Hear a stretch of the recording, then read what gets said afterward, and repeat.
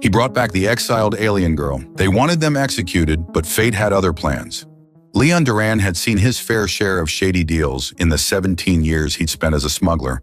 But something about this one made the hairs on the back of his neck stand at attention. The client, a tall, imposing alien, with skin like burnished copper and eyes that seemed to absorb light rather than reflect it, had offered him triple his usual rate. "The job is simple," the alien said, sliding a data chip across the scarred table of the dingy spaceport bar. "Retrieve the girl. Bring her to these coordinates. No questions asked." Leon rolled the chip between his calloused fingers, feeling the weight of it and the credits it promised. There's always a catch when the pay's this good. The alien's mouth twitched in what might have been a smile on a human face. "The catch, as you say, is that she's on Dune's End, a forgotten world at the edge of the Thalassian expanse." "Damn it," Leon muttered, taking a long pull from his drink. Dune's End was notorious, a desert hellhole where the sandstorms could strip the flesh from your bones in minutes. And who exactly am I retrieving? Her name is Elira. She is politically significant, an exiled heir of the Veridon bloodline. Leon whistled low. The Veridons were ancient power players in the galactic hierarchy, known for their ruthless politics and uncanny abilities. And why would an heir be exiled to that wasteland? "That," the alien said, standing to leave, "falls under no questions asked." 3 days later, Leon's ship, the Nomad's Fortune, broke through Dune's End's atmosphere, the hull groaning in protest against the planet's punishing winds. The navigation system had pinpointed a series of underground structures, ancient catacombs carved into the bedrock beneath the endless dunes. After landing and securing his ship, Leon donned his environmental suit and stepped out into the scorching heat. The twin suns beat down mercilessly, and even through his suit's cooling system, sweat began to bead on his forehead. The entrance to the catacombs was hidden beneath a massive, wind-carved rock formation.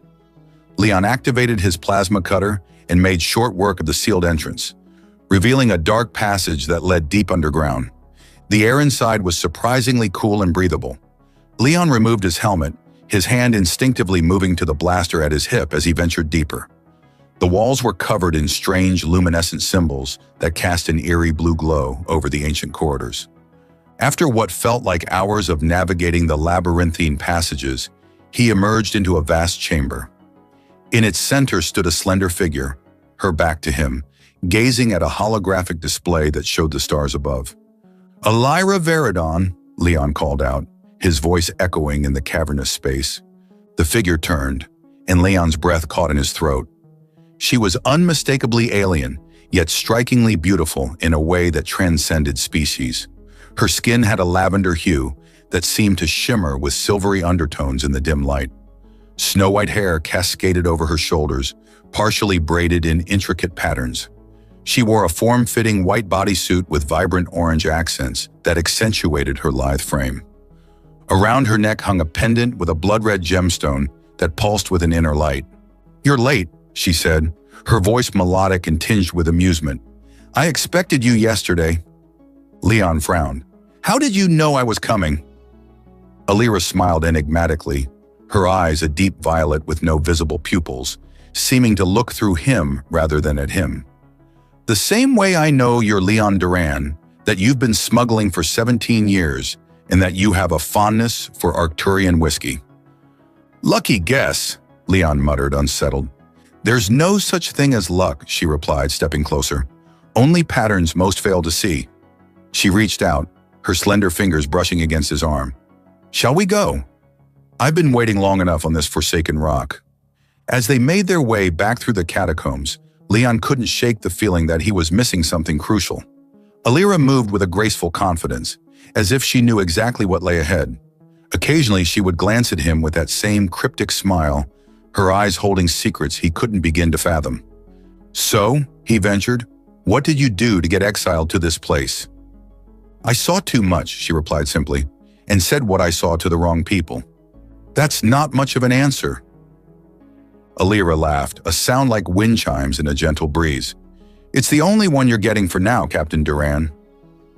Back at the ship, she settled into the co-pilot seat as if she belonged there, running her fingers lightly over the controls. "Interesting modifications you've made. The cloaking system is particularly clever. Leon stared at her. How did you? The same way I know we should leave immediately. There's a sandstorm approaching from the east that will reach us in approximately 12 minutes. Sure enough, when Leon checked the sensors, a massive storm was bearing down on their position. He fired up the engines and punched in the coordinates for their departure. As the Nomad's fortune broke atmosphere, Alira leaned back in her seat, that enigmatic smile playing on her lips once more. You're wondering if you've made a mistake, she said softly. Taking this job, bringing me back. Leon's hands tightened on the controls. Have I? She turned those unsettling violet eyes on him. That depends entirely on what happens next. The Nomad's fortune slipped into hyperspace with a gentle lurch, stars stretching into brilliant streaks of light outside the viewport. Leon engaged the autopilot and swiveled his chair to face Alira, his expression hardened with suspicion. Time to talk, he said, reaching into the hidden compartment beneath her seat and extracting a small communication device. Found this while you were freshening up. Care to explain why an exiled princess has military-grade encryption tech? Alira's violet eyes widened momentarily before her composure returned. You're more observant than I anticipated. She crossed her legs, the movement drawing Leon's attention despite himself. And more thorough. Answer the question. She sighed, leaning forward to take the device from his hand, her fingers brushing against his. The contact sent an unexpected jolt through him. I needed insurance, she said, turning the device over in her slender fingers. My exile wasn't exactly official. Leon's brow furrowed. What does that mean? It means, Alira replied, that I chose you, Leon Duran. Out of all the smugglers and mercenaries in the galaxy, I arranged for you to be the one to find me. The revelation hit Leon like a punch to the gut. The client Dash was working for me, yes. Her lips curved into that enigmatic smile that was becoming increasingly infuriating and somehow enticing. I needed someone with your particular skills and moral flexibility. Leon stood abruptly, pacing the small cockpit. So this whole thing was a setup from the start? What's your angle? Alira's expression grew serious. My family intends to start a war with Earth. I intend to stop it. The statement hung in the air between them.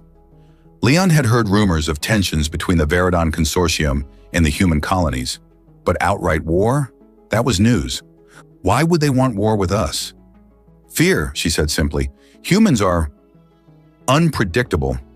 You adapt faster than any species in the galaxy. In 3 centuries, you've gone from primitive planetary dwellers to a force that rivals civilizations thousands of years older. She gestured to him. Look at you, a single human who regularly outsmarts the most sophisticated security systems in the galaxy. Leon couldn't help the smirk that tugged at his lips. Flattery will get you nowhere. It's not flattery if it's true, she countered, rising from her seat with fluid grace. She moved toward him, close enough that he could catch her scent. Something exotic and intoxicating, like dessert flowers after rain. My family sees humanity as a threat to be eliminated. I see potential allies. And what exactly do you need me for? Leon asked, acutely aware of her proximity. To get me to the Galactic Council. I have evidence of my family's plans. Evidence that will expose their warmongering and prevent a conflict that would devastate both our peoples. Leon studied her face, searching for deception. And you couldn't just take a passenger liner because, she said, stepping even closer. There are those who would kill to prevent me from reaching the council. My own family included. Their eyes locked, and Leon felt something shift between them. A tension that had nothing to do with suspicion and everything to do with the way her breath mingled with his. You're asking me to potentially make an enemy of one of the most powerful families in the galaxy, he said, his voice rougher than he intended. Alira reached up, her cool fingers tracing the line of his jaw. I'm asking you to help save millions of lives, including your own species. The touch of her hand sent heat coursing through him. He caught her wrist, intending to push her away, but found himself holding on instead. How do I know you're telling the truth? You don't, she admitted, but I think you can feel it. And damn it, he could. There was something about her, something beyond her alien beauty and mysterious allure, that resonated with truth. Fine, he conceded, but from now on, no more secrets. Her lips quirked upward. I can't promise that, but I can promise to be honest about what matters. Leon released her wrist, but she didn't step back. Instead, she moved closer, eliminating the space between them. "There's something else you should know," she murmured, her voice taking on a husky quality that sent a shiver down his spine. "The attraction you're feeling? It's mutual." Before Leon could respond, alarms blared throughout the ship. The proximity sensors had detected another vessel dropping out of hyperspace nearby. "Expecting company?" he asked, reluctantly pulling away to check the scanners. Elira's expression darkened. "No, but I'm not surprised. My family has resources everywhere." Leon swore under his breath. "We've got about 10 minutes before they're in weapons range. Any suggestions?" She moved to stand beside him, her shoulder brushing his as she studied the scanner readout. "Yes, but you're not going to like it." Later, as they lay in his quarters, the sheets tangled around them, and the ship safely hidden in the magnetic storm of a nearby nebula, Leon traced the silvery patterns that shimmered across Elira's lavender skin. "That was—" he began, struggling to find words. "Different," she supplied, a smile playing on her lips as she nestled against his chest. Leon chuckled. "I was going to say incredible, but different works too." The physical connection between them had been unexpected, both familiar and alien at once. Her body responded to his touch in ways both recognizable and utterly foreign, creating a harmony of sensation that had left them both breathless. "In my culture," Elira said softly, "physical intimacy is rare. We're taught to guard ourselves, our bodies and our minds." "So why me?" Leon asked, genuinely curious. She looked up at him, those violet eyes suddenly vulnerable. "Because you see me as I am, not as a Veridon, not as a political tool, just me." The admission touched something in Leon he'd thought long buried, a capacity for connection beyond the physical. "We should get some rest," he said, pulling her closer. "We've got a long journey ahead." As Elira's breathing deepened into sleep, Leon stared at the ceiling, wondering what he'd gotten himself into, and why. For the first time in years, he didn't regret it one bit. Leon awoke to the soft glow of emergency lighting and Elira's distressed gasp. He bolted upright to find her sitting at the edge of the bed, clutching her pendant. The red gemstone was pulsating with an unnatural light, casting eerie shadows across her lavender skin. "What's happening?" he asked, instantly alert. "It's activating," she whispered, her voice tight with concern. "Something I never thought possible outside of Veridon space." The pendant's glow intensified, projecting a holographic display that filled the small cabin with streams of alien text and complex diagrams. Leon recognized star charts and what appeared to be weapon schematics among the projected images. "Is that what I think it is?" he asked, moving closer. Elira nodded, her eyes wide with wonder and apprehension. "This isn't just a status symbol. It's a data repository, an artificial intelligence keyed to my genetic signature." She touched the pendant gently. "My grandmother gave it to me before she died. She said it contained the truth, but I never understood what she meant." Leon studied the projections with growing concern. "Those look like planetary defense systems. And those," he pointed to a series of orbital platforms, "those are positioned around human colonies. The Veridon family has been planning this war for decades," Elira said, her voice hollow, "but this is far more extensive than I imagined." As they watched, the holographic display shifted to reveal something else, an ancient structure buried beneath the surface of what appeared to be a barren moon. "What am I looking at?" Leon asked. Elira's expression darkened. "The real reason for the war." She manipulated the projection with practiced gestures. "This is a precursor site, technology from a civilization that predates all known galactic species." "I've heard rumors about the precursors," Leon said. "Most people think they're myths."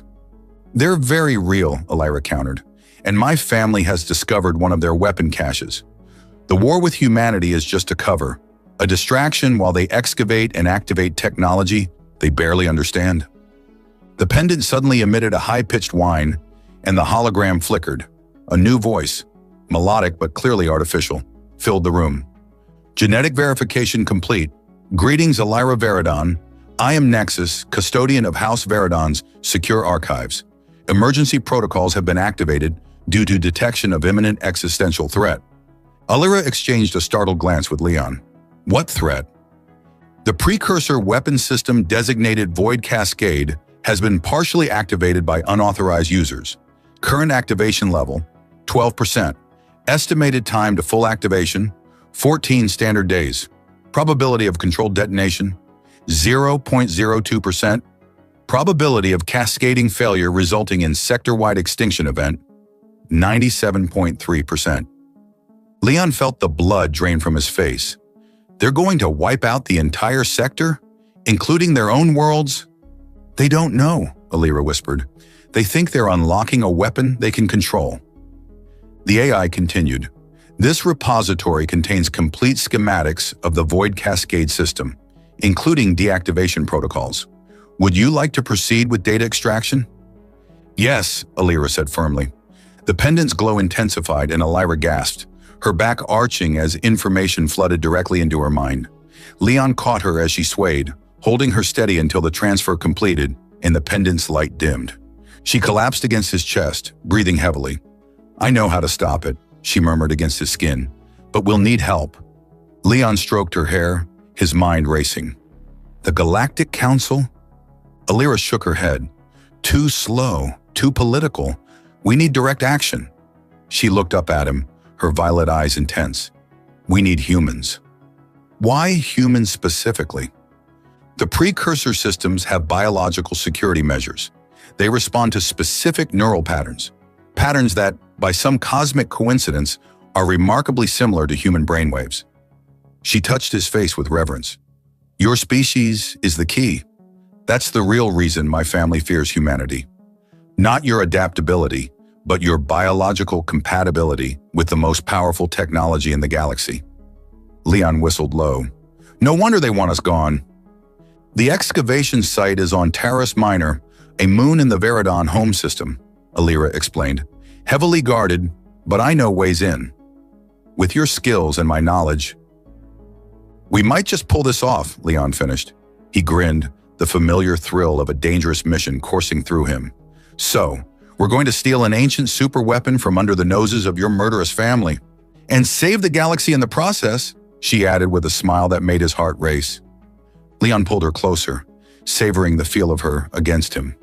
You know, on Earth, this would be considered one hell of a third date. Alira laughed, the sound warming him from within. Is that what we're doing? Dating? Well, we've had dinner, narrowly escaped death, and shared some pretty intimate moments, Leon said, his hands tracing the silvery patterns on her back. In smuggler terms, that's practically a long-term relationship. Her expression softened as she leaned in to kiss him.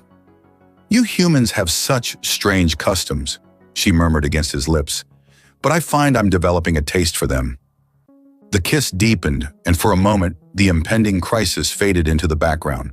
There was only this, the connection between them, transcending species and circumstance.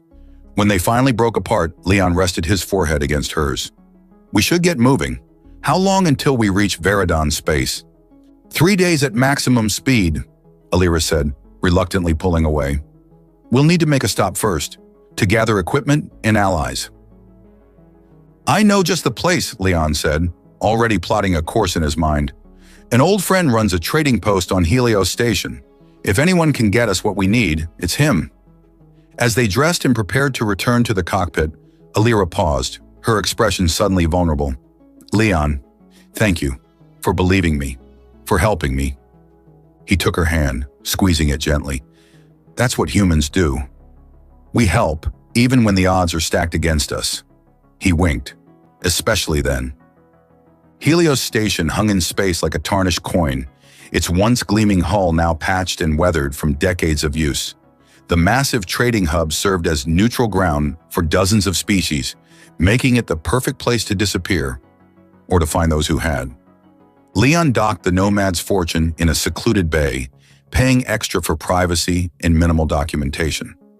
Alira had changed into less conspicuous clothing, dark pants and a hooded jacket that concealed her distinctive features, but her lavender skin and unusual eyes would still draw attention. Stay close, Leon murmured as they entered the bustling main concourse. My contact's place is in the lower markets. The station's interior was a riot of sights, sounds, and smells. Vendors hawked exotic wares from 100 worlds, their voices competing with the hum of machinery and the babble of a dozen different languages. Alyra pressed against Leon's side, overwhelmed by the sensory assault. "Your species thrives in this chaos," she observed, watching a group of human traders haggling fiercely with a six-armed merchant. "Most Veridons would find this distasteful." Leon grinned. "Humans adapt. It's what we do." They descended through several levels, the surroundings growing progressively seedier until they reached a nondescript door, marked only with a faded blue symbol. "Martin?" Leon called as they entered a cluttered shop filled with an eclectic assortment of technology. A gruff voice responded from behind a towering stack of equipment. "That better be Leon Duran, or I'm reaching for my blaster." A burly man with a salt and pepper beard emerged, his weathered face breaking into a grin at the sight of Leon. The two men clasped forearms in greeting. "Still alive, you lucky bastard," Martin said, clapping Leon on the shoulder before his gaze shifted to Alyra. His expression immediately sobered. "And in interesting company." "This is Alyra," Leon said. "She's a Veridon," Martin finished, his hand drifting toward his hip. "I recognize the markings. What's she doing here?" "Saving your ass, along with everyone else's in this sector," Leon replied. "We need your help, Martin, and your discretion." Martin studied them both for a long moment before sighing heavily. "Back room, now." Once they were seated in a secure chamber lined with signal jamming tech, Leon explained their situation while Martin listened in stunned silence. "A precursor weapon?" he finally said. "And the Veridons are stupid enough to try activating it." "Power makes people arrogant," Alyra said. "My family believes they can control forces they don't understand." Martin leaned back, stroking his beard thoughtfully. "And you need a team to help you infiltrate the most heavily guarded system in the quadrant. You don't ask for small favors, do you?" "When have I ever?" Leon replied with a wry smile. "I might know some people," Martin admitted, "but they won't come cheap and they'll need convincing."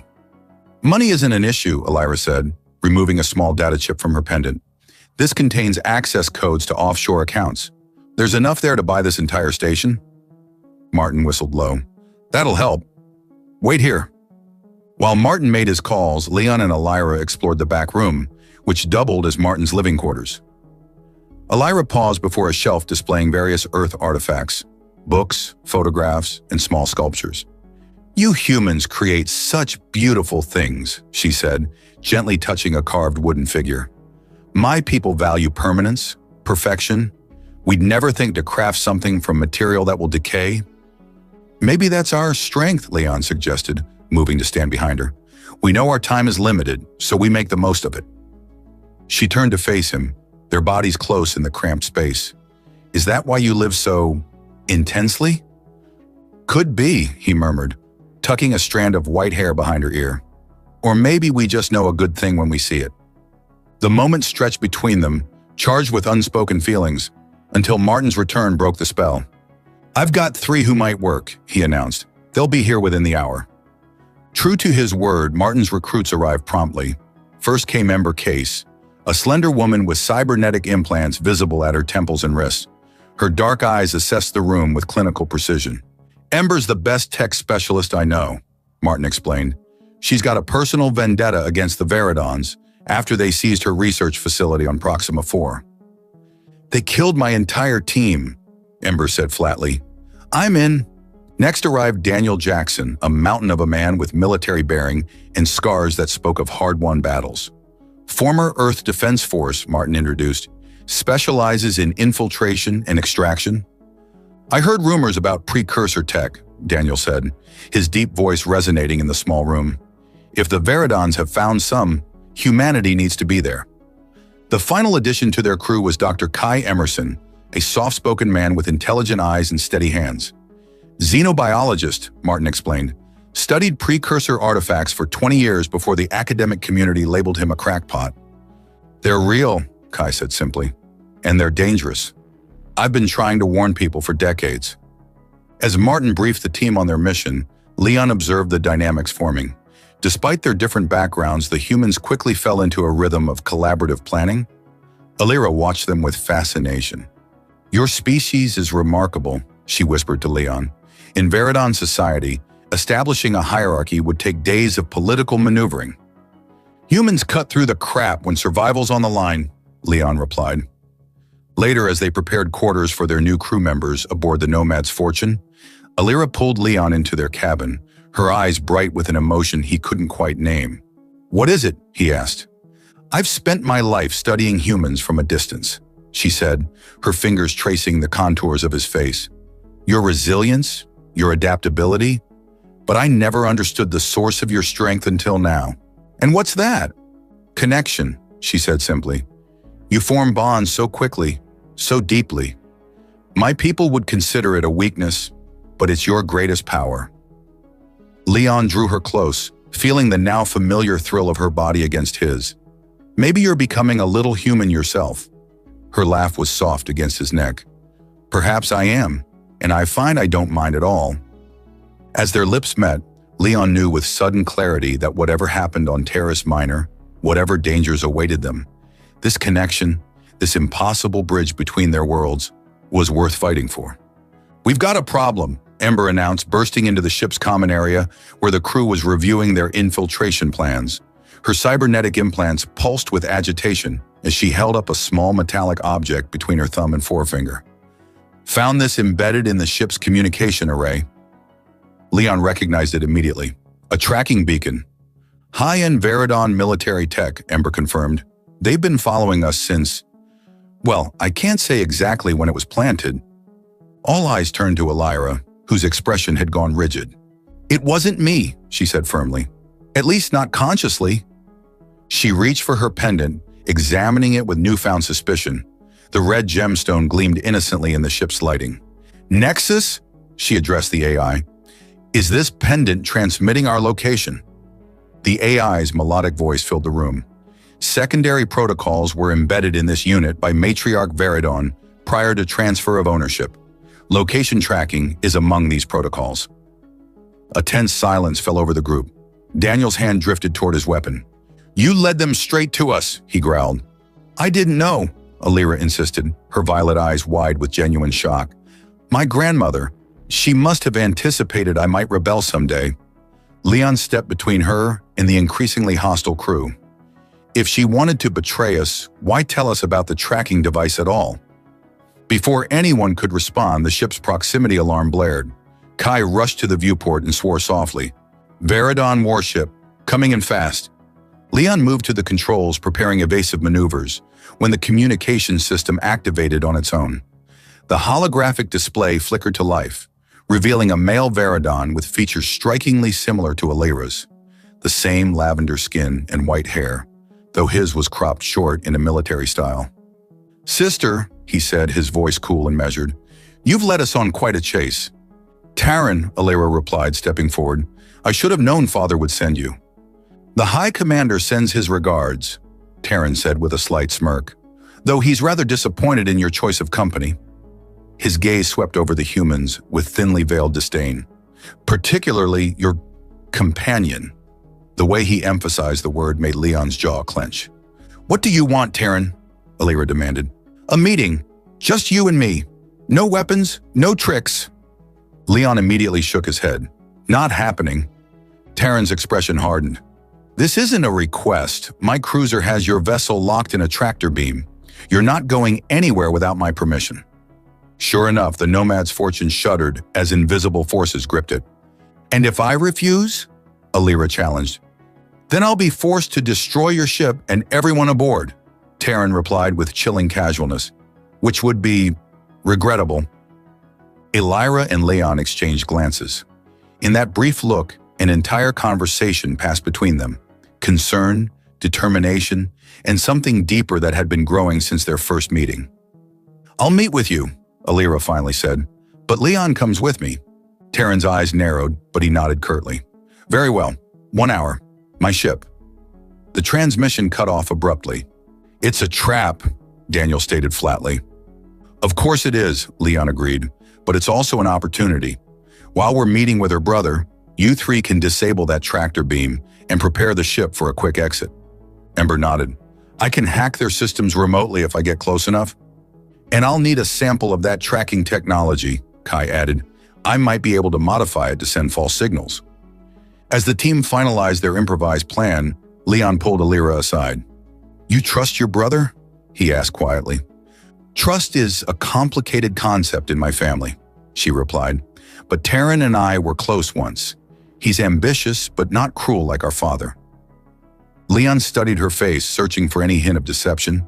Finding none, he gently cupped her cheek. Just be careful. I've grown rather fond of having you around. Her lips curved into a smile as she leaned into his touch. Just rather fond? All right, maybe a bit more than that, he admitted, pulling her closer. Their foreheads touched, an intimate gesture that had become their own private ritual. In my culture, she whispered, what's happening between us would be considered treason. Veridons do not form attachments outside our species. And what do you consider it? Leon asked. Her violet eyes met his, unguarded for perhaps the first time since they'd met. Liberation.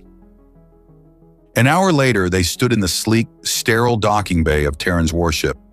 Unlike the warm, lived-in feel of human vessels, Veridon's ships were all cold efficiency, every surface polished to a mirror shine, every line precise and purposeful. Terran waited for them, flanked by guards in the sand-colored armor that seemed to be standard for Veridon military. Up close, the family resemblance between the siblings was even more pronounced, though where Alira's features were softened by warmth, Terran's were all sharp angles and rigid control. Disarm yourselves, he commanded. Leon reluctantly surrendered his blaster, while Alira removed several hidden weapons from her clothing. Terran raised an eyebrow at the impressive arsenal. You always were thorough, he remarked. Follow me. He led them through corridors lined with Veridon soldiers, all of whom regarded the human with undisguised contempt. Leon met their stares evenly, refusing to be intimidated. Finally, they entered a private chamber where Terran dismissed his guards with a gesture. Once alone, his posture relaxed slightly. You look well, sister, he said, his tone warming a fraction. Exile seems to agree with you. Cut the pleasantries, Terran, Alira replied. Why are you really here? Terran's expression grew serious. To warn you, Father has gone mad with his obsession over the precursor weapon. The excavation has accelerated beyond all safety protocols. We know about the Void Cascade, Leon interjected. We know what will happen if it's fully activated. Terran's eyes widened slightly. Then you understand the urgency. The weapon is already at 18% activation, faster than your AI predicted. We have perhaps 10 days, not 14. Why tell us this? Alira asked suspiciously. Why not stop it yourself?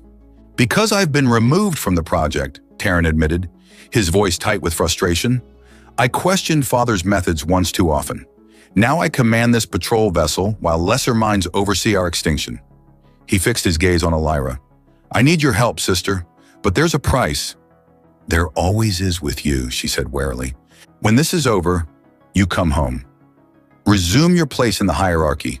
Help me guide our people toward a more moderate path. Alira glanced at Leon, a flicker of pain crossing her features. And if I refuse? Then I cannot help you, Terran said simply, and we all perish. Silence hung heavy in the private chamber aboard Terran's warship. Alira's face had gone completely still, the silvery patterns on her lavender skin seeming to dim with her mood. You're asking me to choose between saving the galaxy and my own happiness, she finally said. Terran's expression softened slightly. I'm asking you to fulfill your duty to our people. The Veridon bloodline has guided our civilization for millennia. With Father's judgment compromised, we need you. Leon watched the siblings, his mind racing. The plan to disable the tractor beam would be underway by now.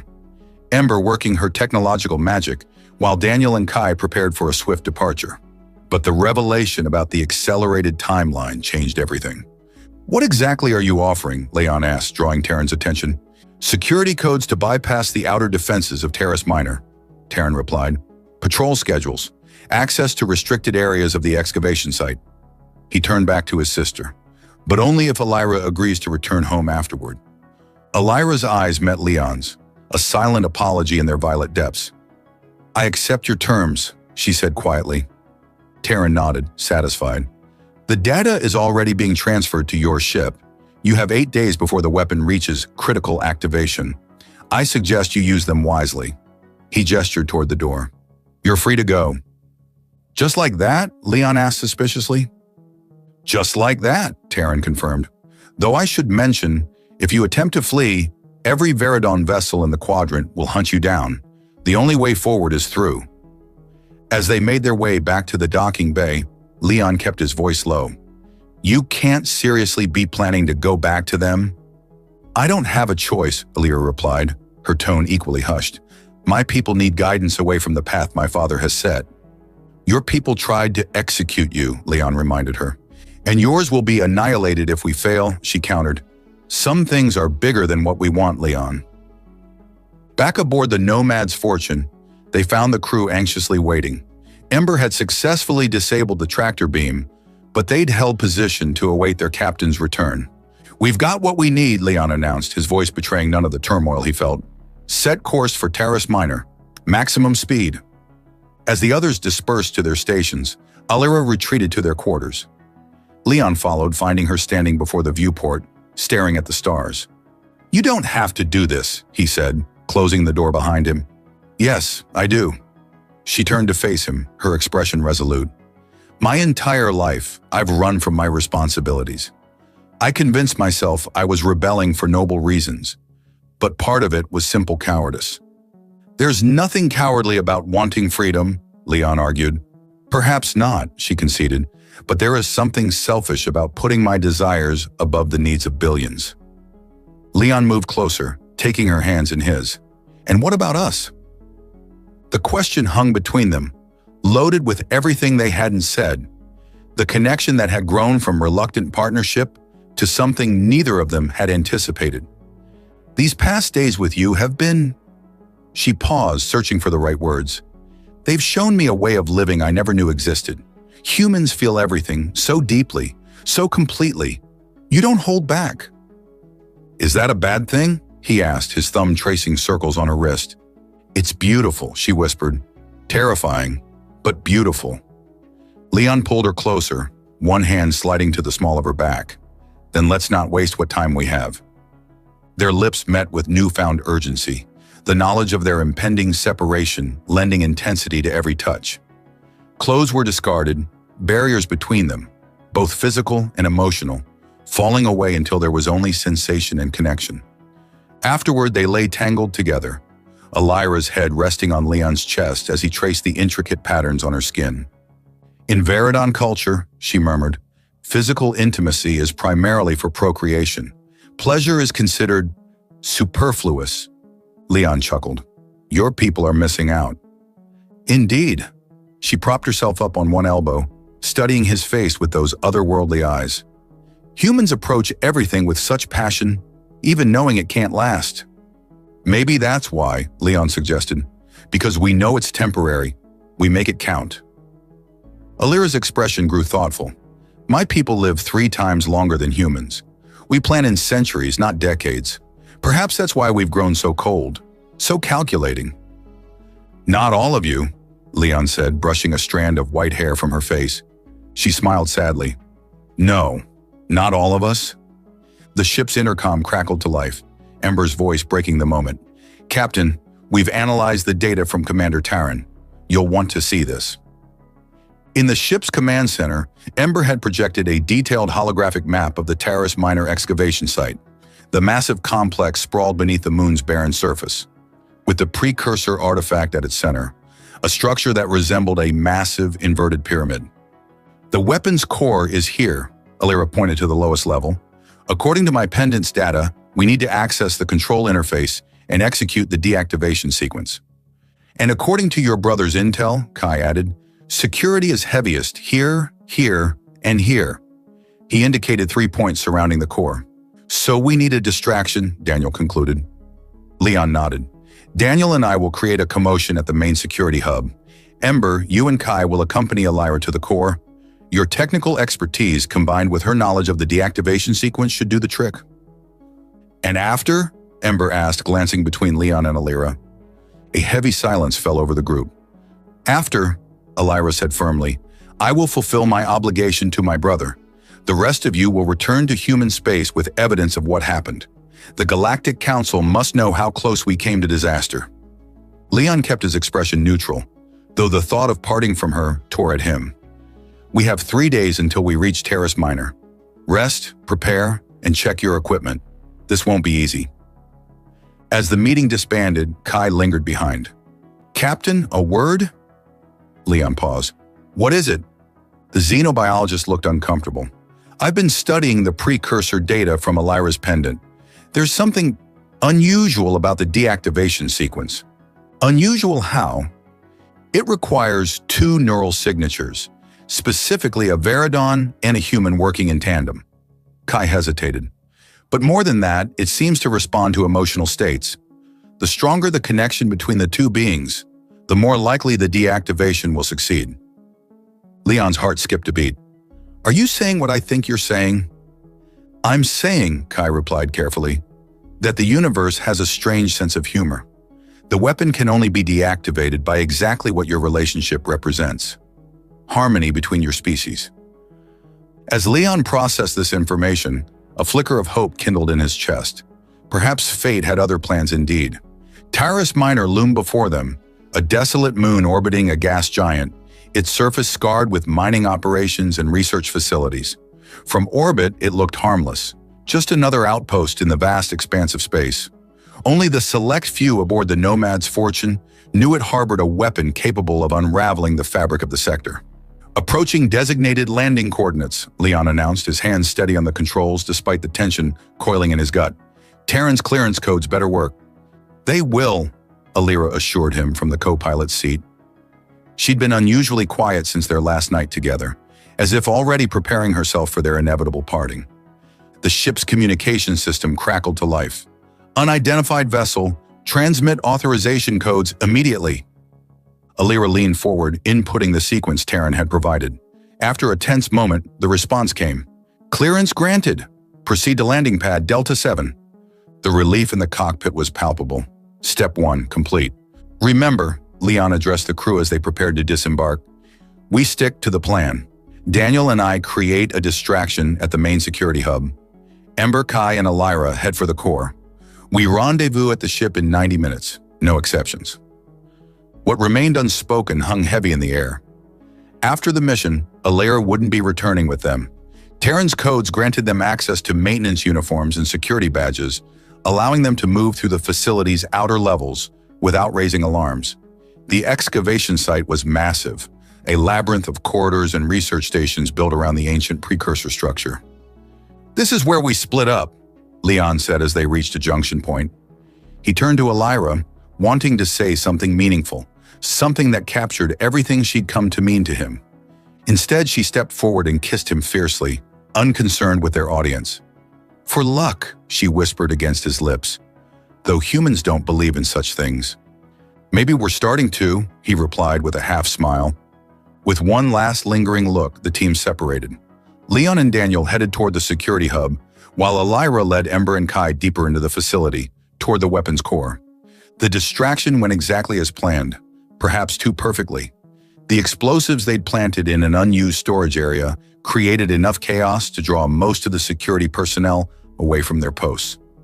Leon and Daniel had just finished disabling the remaining guards when the facility's main doors slid open. A tall, imposing Veridon male entered, flanked by elite guards. Unlike Elira's lavender skin, his had darkened to a deep purple with age, the silvery patterns more pronounced and intricate. His white hair was elaborately styled, and he wore robes of such fine material they seemed to absorb and reflect light simultaneously. Leon knew immediately who he was looking at. High Commander Veridon, Elira's father. Secure them, the commander ordered, his voice cold and authoritative, and find my daughter. Deep within the facility, Elira felt a change in the air, a shift in pressure, a subtle vibration through the floor. My father is here, she said, her voice tight. We need to hurry. They had reached the heart of the precursor structure, a vast chamber dominated by an inverted pyramid of what appeared to be liquid metal, suspended in midair. Pulses of energy rippled across its surface, growing more frequent by the minute. The void cascade, Kai breathed, awestruck despite the danger. It's beautiful. And deadly, Ember reminded him, already working to interface her equipment with the alien control panel. Activation at 23% and climbing. We don't have much time. Lyra approached the control interface, a crystalline structure that responded to her touch by illuminating with internal light. The deactivation requires both of us, she explained to Ember, a Veridon and a human, working in tandem. But Kai said, Ember began. I know what Kai said, Lyra cut her off. We'll make it work. They had just begun the complex sequence when the chamber doors slid open. High Commander Veridon entered, dragging Leon and Daniel with him, both restrained by energy cuffs. Terran followed, his expression unreadable. Step away from the controls, daughter, the commander ordered. Alira's hand stilled, but she didn't move. Father, you don't understand what you're doing. This weapon can't be controlled. It will destroy everything, including us. Such dramatic claims, he scoffed. The precursors were masters of precision. This weapon will eliminate the human threat while leaving our worlds untouched. That's not how it works, Kai interjected, earning himself a contemptuous glare. Silence, human. Your species' arrogance knows no bounds, believing you understand technology that predates your evolution. Leon struggled against his restraints. Your own son knows the truth. Tell him, Terran. All eyes turned to the younger Veridon male, who hesitated before speaking. The weapon is unstable, Father. Our scientists have confirmed it. The High Commander's expression hardened. Weakness, surrounded by weakness. He strode toward the control interface. I will complete the activation myself. No! Alara moved to block him. Father, please, there's another way. Stand aside, Alara. I can't let you do this. The commander's hand shot out, gripping her throat. You forget your place, daughter. Leon lunged forward despite his restraints, nearly breaking free before the guards subdued him. Let her go! Something in the human's desperate cry caught the commander's attention. His gaze shifted between Leon and Alara, recognition dawning in his eyes. You've formed an attachment to this creature? He asked, disgust evident in his tone. Alara met his gaze defiantly. I love him. The simple declaration hung in the air, the first time she'd spoken those words aloud. Leon felt them resonate through him like a physical force. The commander released her, stepping back as if burned. Impossible. Our kind does not feel, Alara challenged. Love? Is that why Mother left? Because you convinced yourself these emotions were beneath you? A flicker of something, pain perhaps, crossed the commander's face before his mask of authority returned. Enough. I will complete what I began. As he reached for the controls, Alara made her move. With lightning speed, she grabbed Leon's arm, breaking his restraints with a device concealed in her palm. In the same motion, she pulled him toward the control interface. Now! She shouted. Together, they placed their hands on the crystalline surface. The chamber filled with blinding light as the interface responded to their touch, to their connection.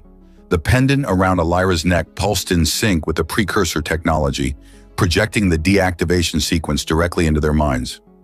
The commander watched in astonishment as the energy pulses in the void cascade began to slow, then fade. What are you doing?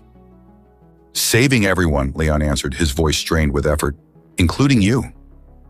The deactivation process was painful, drawing on something deeper than physical strength. It pulled from their emotions, their bond, their shared experiences. Leon felt as if his very essence was being channeled through the ancient technology, intertwining with Alira's in a way that transcended the physical. When it was finally complete, they collapsed to the floor, exhausted but triumphant. The void cascade had gone dormant, its liquid metal surface now still and reflective. The High Commander stood frozen, his worldview shattered before his eyes. How? He whispered. Kai stepped forward, his scientific curiosity overcoming his fear. The precursors built fail-safes into their most dangerous creations, safeguards that required cooperation between different species. They understood what your people have forgotten. True power comes from connection, not isolation. The commander looked at his daughter, cradled in the arms of a human, and for the first time in centuries, he allowed himself to truly see. The silvery patterns on Alira's skin were glowing with an intensity he'd never witnessed before, responding to her emotions, to her bond with the human. All this time, he murmured, we thought ourselves superior because we controlled our emotions. But that control has cost us something essential. Terran moved to his father's side. It's not too late to learn, Father. The commander's gaze returned to Alira and Leon. A decision formed in his eyes. Reluctant, perhaps, but resolute. The obligation to your brother is dissolved, he announced formally. Your exile is ended, but your path is your own to choose. He straightened, recovering some of his dignity. Perhaps there is wisdom in your choice that I have yet to understand. As the commander and his guards withdrew, Terran lingered behind. You did well, sister, he said with genuine admiration. Both of you. After they had gone, Leon helped Alira to her feet, his arms steady around her waist. Did that just happen? Did your father actually give us his blessing? Alira laughed, the sound bright with relief and joy. Not quite a blessing, more like a stay of execution. I'll take it, Leon replied, pulling her closer. So what happens now? She looked up at him, violet eyes shining with possibilities. Now we write our own fate.